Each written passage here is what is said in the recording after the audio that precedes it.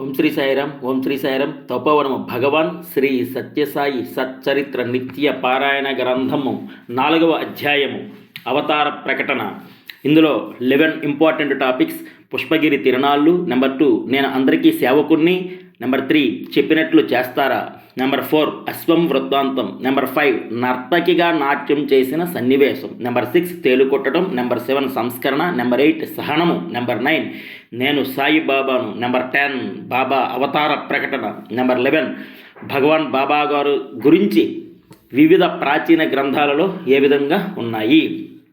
Number 1, Pushpagiri తిరునాళ్ళు.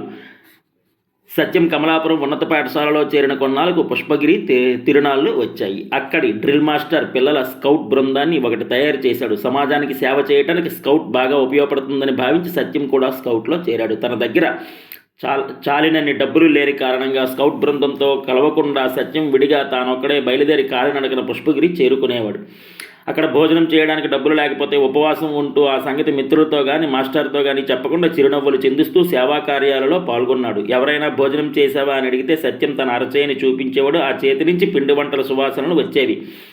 బంధువుల ఇంట చక్కని భోజనం చేసి వచ్చాడని భావించి ఆ మాస్టర్ తన అందరి పిల్లలతో పాటే సుకుమారుడైన సత్యం చేత కూడా పనులు చేయించారు. తప్పిపోయిన పిల్లల్ని వారి తల్లిదండ్రులకు అప్పగించటం, యాత్రికులకు మంచినీరు సమకూర్చటం, ఆరోగ్య అవసరాలు చూడటం, ప్రాథమిక చికిత్స చేయటం, ఇటువంటి సేవలు నిర్వర్తించి ఆ పుష్పగిరి తిరునాళ్ళలో సత్యం అందరికీ ఆదర్శంగా నిలిచాడు. ఈనాడు ప్రపంచవ్యాప్తంగా విస్తరిల్లిన శ్రీ సత్యసాయి సేవాదల్ బహుశా ఆనాటి స్కౌట్ బృందానికి ప్రతిరూపమే కావచ్చు. నెంబర్ 2, నేను అందరికీ సేవకుణ్ణి. సత్యం ఉరవకొండలో ఉన్నత పాఠశాలలో 8వ తరగతి చేరాడు. అక్కడ మంచినీటి బావి ఊరికి మైలు దూరంలో ఉండేది. అక్కడి నుంచి అన్నగారి కుటుంబానికి చుట్టుపక్కల ఉన్నవారికి కూడా ప్రతిరోజు వాటర్ తెచ్చేవాడు. అయితే ఒక దేశం, ఒక ప్రభుత్వం చేయలేని పనిని స్వామి ఒక్కరే నిర్వహిస్తూ తన పిల్లలైన ఈ మానవుల కోసం 100 కోట్ల రూపాయలు ఈ వాటర్ ప్రాజెక్టులపై ఖర్చు చేస్తున్నారు. ఈ స్వామి రుణం ఏ మానవుడైనా తన జన్మకాలంలో తీర్చుకొనగలడా?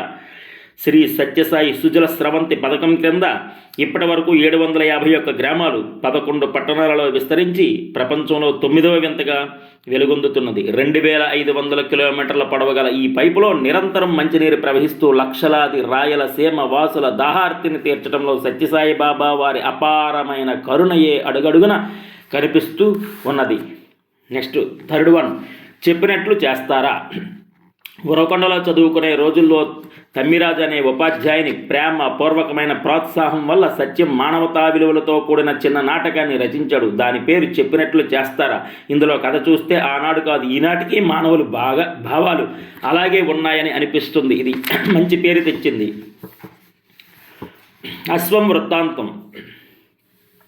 స్వామి ఉరవకొండలో చదువుకునే రోజులలో అక్కడ జట్కా బండి నడుపుకునే ఒక పేద మహమ్మదీయుని గుర్రం కనిపించలేదు. అతడు స్నేహితులతో ఊరంతా గాలించాడు.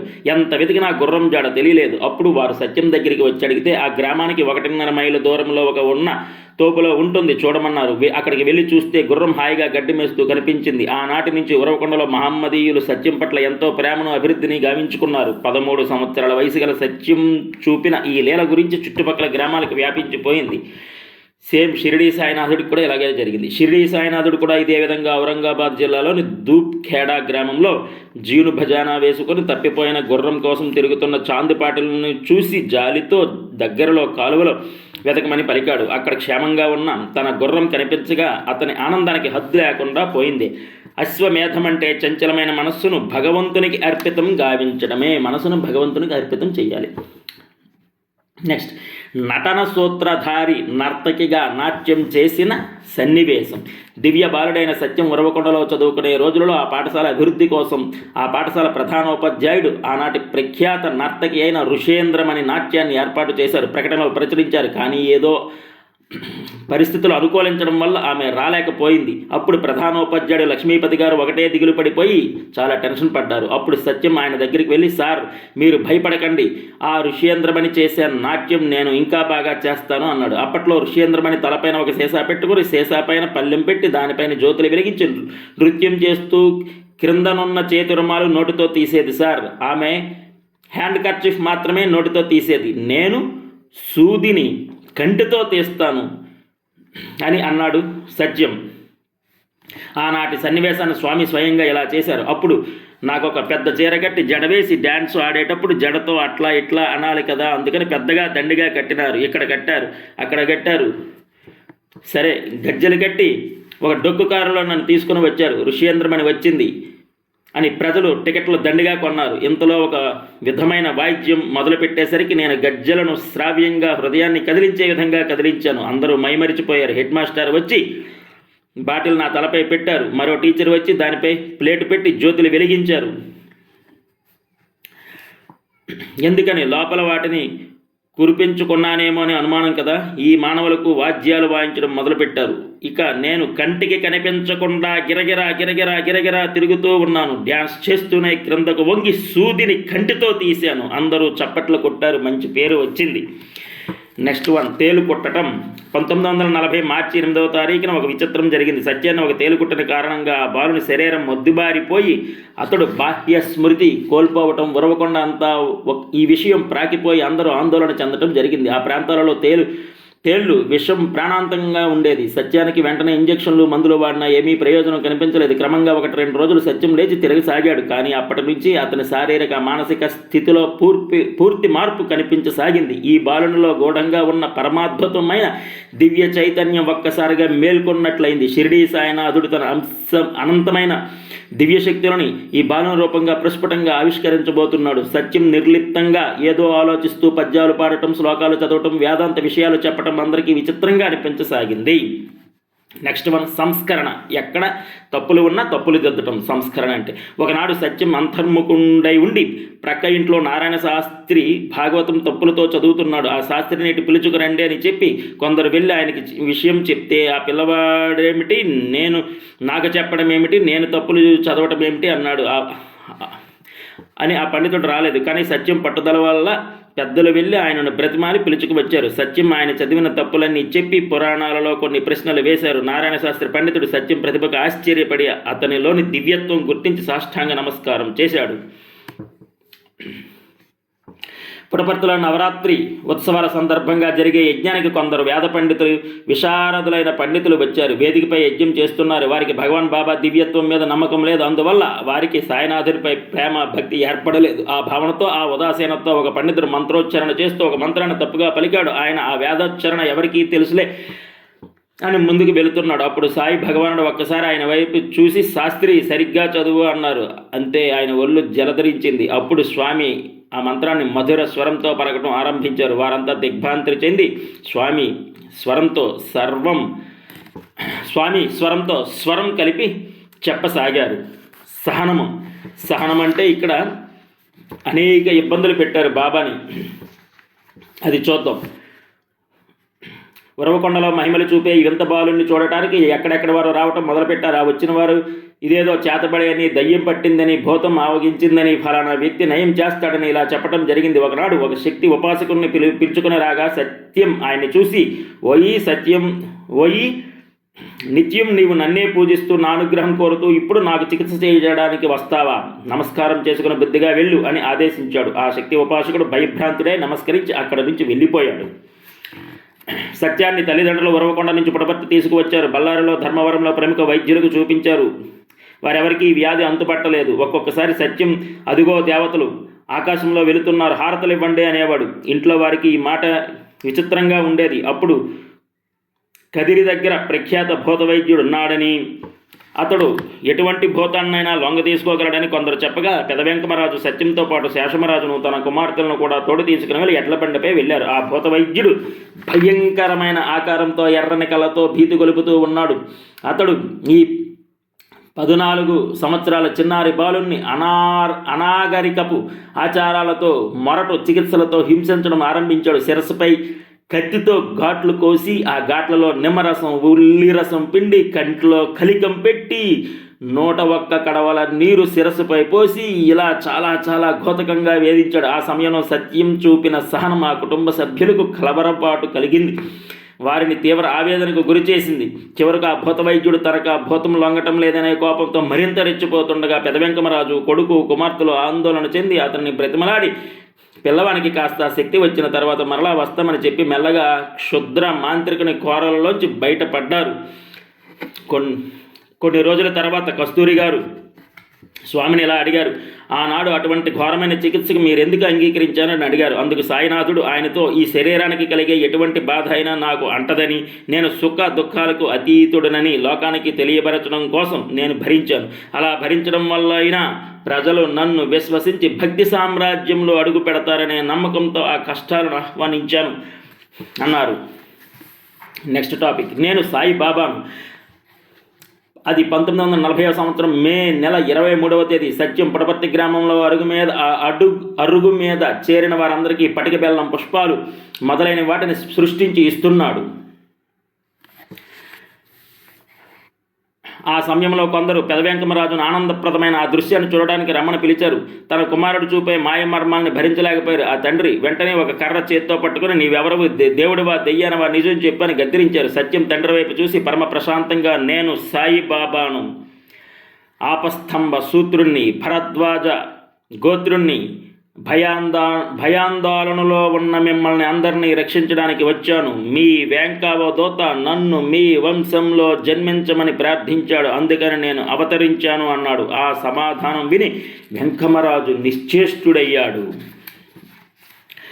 ఒక గురువారం రోజున ఒకరు, నీవు నిజంగా సాయిబాబా అయితే మాకు నిదర్శనం ఏమిటి అని అడిగారు. నిదర్శనం కావాలా అంటూ సత్యం అక్కడున్న కొన్ని మల్లెపూలను తీసుకుని వాటిని నేలపై విసిరివేశాడు. అవి సాయిబాబా అనే అక్షరాలుగా ఏర్పడ్డాయి. అందరూ ఆశ్చర్యపోయారు.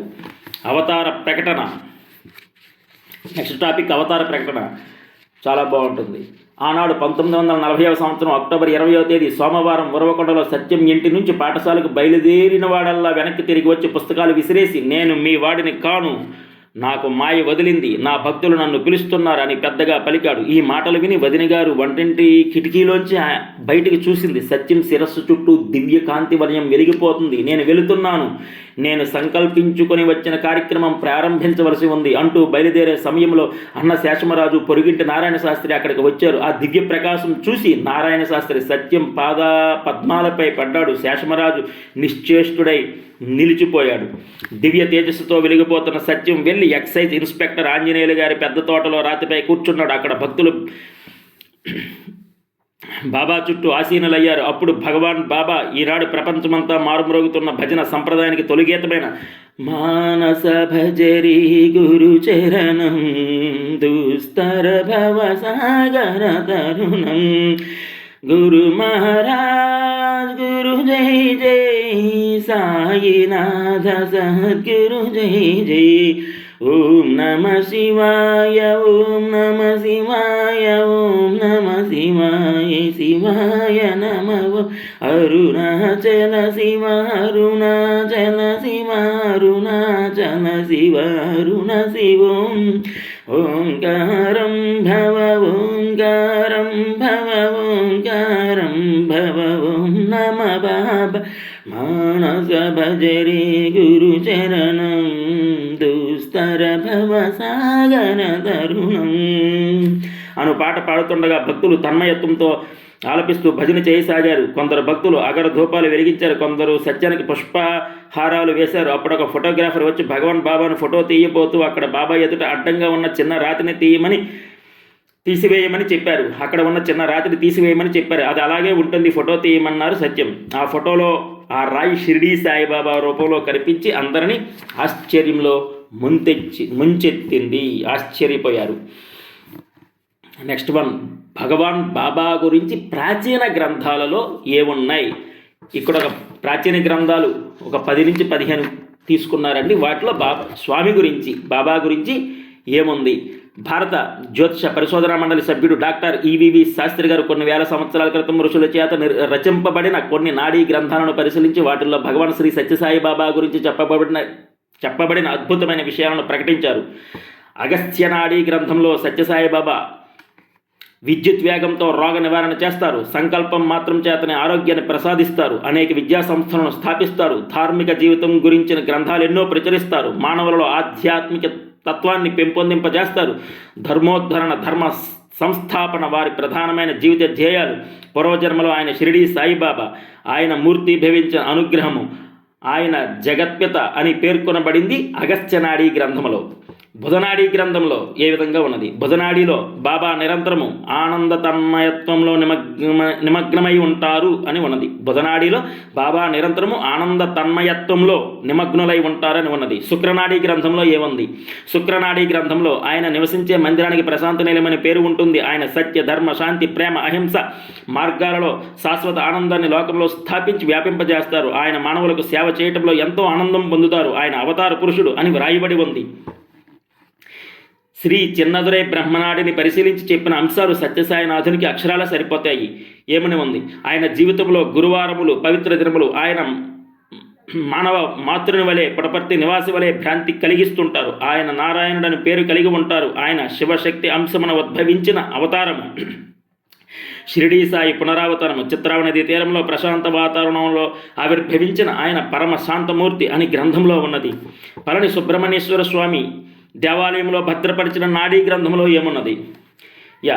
తమిళ, కేరళ, కర్ణాటక దేశముల మధ్య గల ఆంధ్రదేశములో చిత్రావతి నదీ తీరంలో భగవంతుడు అవతరిస్తాడు. ఆయన నామధేయము సత్యనారాయణ. ఆయన యోగీశ్వరుడు, పరమయోగి, ఆయన నిద్రించడు అని ఉంది. పరాశర మహర్షి రచించిన పద్మ పురాణములో ఏమున్నది? పత్తి అనే గ్రామంలో సత్యం అనే పేరుతో ఒక వ్యక్తి ఉద్భవిస్తాడు. అతడు 5 అడుగుల 3 అంగుళాల పొడవు ఉంటాడు. అతడు యావత్ ప్రపంచాన్ని ఆకర్షించే శక్తివంతమైన అయస్కాంతం వలె విరజిల్లుతాడు అని ఉన్నది. నెక్స్ట్, అరవింద మహర్షి మహాయోగి, మహారుషి. ఆయన పుదుచ్చేరిలో తన ఆశ్రమంలో 1923 నుంచి 1926 వరకు కూడా తీవ్ర స్థాయిలో తపస్సాధనలో నిమగ్నులై ఉన్నారు. మానవోద్ధరణ కోసం భగవంతుడు మానవలోకంలో అవతరించాలని ఆయన ప్రార్థిస్తున్నారు.